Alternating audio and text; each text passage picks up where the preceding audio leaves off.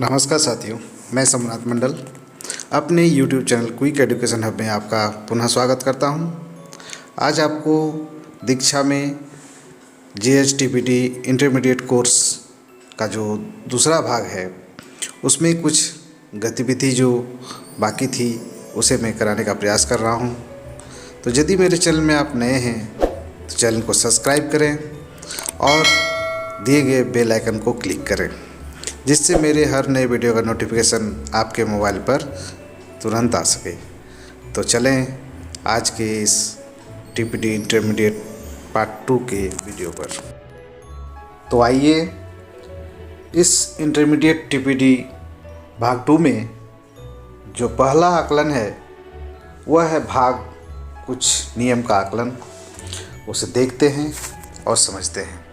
इसमें पहला प्रश्न है, कोमल जी ने यह सवाल अपनी कक्षा में बच्चों को सुलझाने के लिए दिया, जिसमें एक भाग दिया गया है जिसमें 6754 भागा 33 को भाग करना है। इस सवाल को हल करते समय उन्हें किन अवधारणाओं पर बच्चों का ध्यान दिलाना चाहिए? आप एक से अधिक विकल्प का चुनाव कर सकते हैं। तो भाग बनाने के लिए जो सबसे महत्वपूर्ण अवधारणा होती है वो होती है घटाव की, क्योंकि बार बार घटाव की क्रिया जो होती है वो भाग होती है और उसके साथ गुणा की संक्रिया भी उसमें सम्मिलित करना होगा, क्योंकि पहाड़े की आवश्यकता होगी, इसलिए गुणा भी आवश्यक है। इसे सबमिट करें और आगे बढ़ें। अगला प्रश्न आपके सामने इस प्रकार होगा, बलजीत जी कक्षा 5 और 6 को पढ़ाती हैं। उनके अनुसार बच्चों को मानक एल्गोरिदम इस्तेमाल करना चाहिए और फिर भाग करते समय समस्याओं को उचित संक्रिया की मदद से सुलझाना चाहिए। आपके अनुसार बलजीत जी कौन सा महत्वपूर्ण नियम अधिगम नज़रअंदाज कर रही है? तो आप एक से अधिक जो इसमें ऑप्शन चुन सकते हैं। उसमें पहला ऑप्शन है लिखकर समस्याओं को हल करना, दूसरी है संक्रियाओं के हल का अनुमान लगाना, तीसरा है मानक एल्गोरिदम के अलग अलग तरीके का इस्तेमाल करना और चौथा है समस्याओं के हलों को जांच करना। विकल्प है वो है 2 नंबर, 3 नंबर और 4 नंबर। तो इस तरह से इसमें 3 ऑप्शन आपका सही है। सबमिट करें और आगे बढ़ें, जारी रखें इसको। अगला प्रश्न इस प्रकार है, नजमा जी कक्षा 3 में बच्चों के सामने भाग सिखाने के लिए संज्ञानात्मक संघर्ष की एक समस्या रखनी चाहती है। उनके सामने यह 4 इबारती सवाल हैं। आपके अनुसार जो इबारती सवाल उनके उद्देश्य के अनुसार सही हों उसे इन विकल्पों में से चुनें। पहला ऑप्शन है, एक फैक्ट्री में एक हफ्ते में 16,338 बल्ब बनती है। अगर फैक्ट्री 12 घंटे इस फैक्ट्री में हर घंटे में कितने बल्ब बनते हैं? दूसरा ऑप्शन है, एक विज्ञान प्रतियोगिता में 506 बच्चों ने हिस्सा लिया। अगर 22 स्कूलों ने प्रतियोगिताओं में हिस्सा लिया तो हर स्कूल से कितने बच्चे आए? अवनी के जन्मदिन पर 12 किलो लड्डू बांटा गया। अगर जन्मदिन मनाने के लिए 40 लोग आए थे तो हर किसी को कितने लड्डू मिले होंगे? और सबसे अंतिम ऑप्शन है, पारो के पास 15 लड्डू है। ये लड्डू 12 बच्चों में बराबर बांटे जाने हैं। हर बच्चे को कितने लड्डू मिलेंगे? तो इसमें एक ही विकल्प चुन सकते हैं, तो वो चौथा विकल्प है। इसे सबमिट करें, आगे बढ़ें। अगला प्रश्न है, कुमुद इन सवालों को आसानी से सुलझा पाती है 72 भागा 8, लेकिन इन सवालों को नहीं सुलझा पाती है जिसमें 77 भागा 8 है। इसके आधार पर इन विकल्पों में से वह विकल्प चुनिए जिससे बिना शेष वाले भाग और शेष वाले भाग का अंतर पता चल सकता है। आप इसमें एक ही विकल्प चुन सकते हैं। आपके पास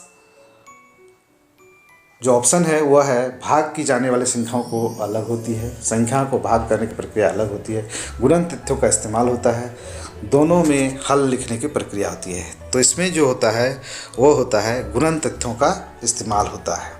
तो गुणन तथ्यों के इस्तेमाल को क्लिक करें और सबमिट बटन को दबाएं, आगे बढ़ें।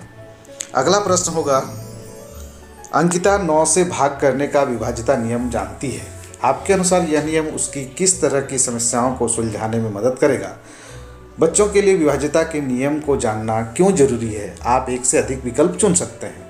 तो पहला है 9 से भाग करने में, कोई भी संख्या 9 के गुणज है या नहीं से पता करने में, किसी संख्या का गुणन पता करने में, संख्याओं की बेहतर समझ बनाने के लिए। तो इसमें 2 ऑप्शन सही हैं, 9 से भाग करने के लिए और कोई संख्या 9 का गुणज है या नहीं इसे पता करने के लिए ये ज़रूरी हो जाता है। तो इसे सबमिट करते हैं और आगे बढ़ते हैं। अगला प्रश्न हमारे सामने होगा जिसमें भाग सिखाने के विभिन्न चरणों को क्रमबद्ध लिखिए। तो इसमें थोड़ा सा आपको कुछ ग्राफिकल करना होगा, उसके बाद ही यह सबमिट होगा। तो जो पहला नंबर होगा वह होगा भाग बराबर घटाव की क्रिया है, उसे 1 नंबर में दें। 2 नंबर में दें भाग गुणा की उल्टी प्रक्रिया है, 2 नंबर ऑप्शन को लाएं और यहाँ सबमिट करें। 3 नंबर में दें खुद के तरीके ढूंढना। चौथा ऑप्शन में दें मानक एल्गोरिदम। 5वां ऑप्शन में दें विभाज्यता के नियम। और छठा ऑप्शन जो आपके पास अंतिम बचा हुआ है भाग भिन्न और दशमलव के बीच रिश्ता, उसे सेट कर दें और उसमें सबमिट बटन दबा दें। सबमिट बटन दबाते ही आपका आंसर सही है। अब इसे अगले प्रश्न के लिए जारी रखिए के बटन को क्लिक करें।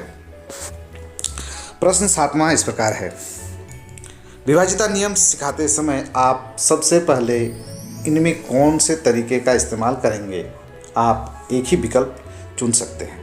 तो इसमें जो ऑप्शन है सीधे नियमों को बता देना, उदाहरणों की मदद से नियम तक पहुंचना, तीसरा है नियम को समझकर उदाहरणों को ढूंढना, चौथा है शिक्षक और बच्चों से बातचीत के जरिए ढूंढना। तो इसमें जो सबसे सटीक ऑप्शन है वह है उदाहरणों की मदद से नियम तक पहुंचना। सबमिट बटन दबाते हैं और आगे बढ़ते हैं। अगला प्रश्न हमारे सामने होगा, आपके अनुसार शून्य से भाग करने की समझ पर ध्यान देना क्यों जरूरी है? आप एक ही विकल्प को चुन सकते हैं। भाग की समझ को बनाने के लिए, शून्य की समझ को बनाने के लिए, अन्य अवधारणाओं की समझ बनाने के लिए, संख्याओं की समझ बनाने के लिए। तो इसमें सबसे सटीक आंसर है अन्य अवधारणाओं की समझ बनाने के लिए शून्य से भाग करने की समझ को देना जरूरी होता है। तो इसे सबमिट करें और आगे बढ़ें। अगला प्रश्न होगा हमारे सामने इस प्रकार, सुधा जी ने अपनी कक्षा में बच्चों को भाग की कलन विधि सिखाने की शुरुआत सबसे छोटे स्थानीय मान वाले संख्या से की। आपके अनुसार उनका छोटी स्थानीय मान वाली संख्या से शुरुआत करने का निर्णय सही है या गलत? आप एक ही विकल्प को चुन सकते हैं। आपके सामने ऑप्शन है गलत, ऐसे भाग को कलन विधि में गलत समझ मिलेगी। सही, इसमें भाग की कलन विधि सीखने से ज़्यादा वक्त नहीं लगेगा।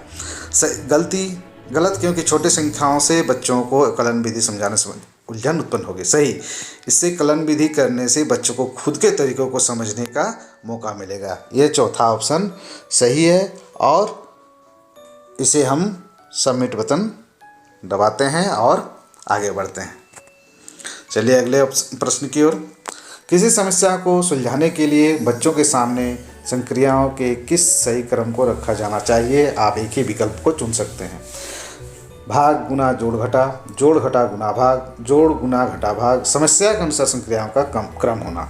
तो हम जब बच्चे को कोई अधिगम देते हैं तो उससे क्या सिखाना है वो उस समस्या के अनुसार ही संक्रिया में का क्रम होना चाहिए। तो इसे क्लिक करते हैं और सबमिट करते हैं, जारी रखते हैं। इस तरह हम लोग सभी प्रश्न का हल दे दिए हैं और आप भी इसे सही करने का प्रयास करेंगे। वीडियो अगर अच्छे लगे तो लाइक करें, सब्सक्राइब करें और अपने दोस्तों में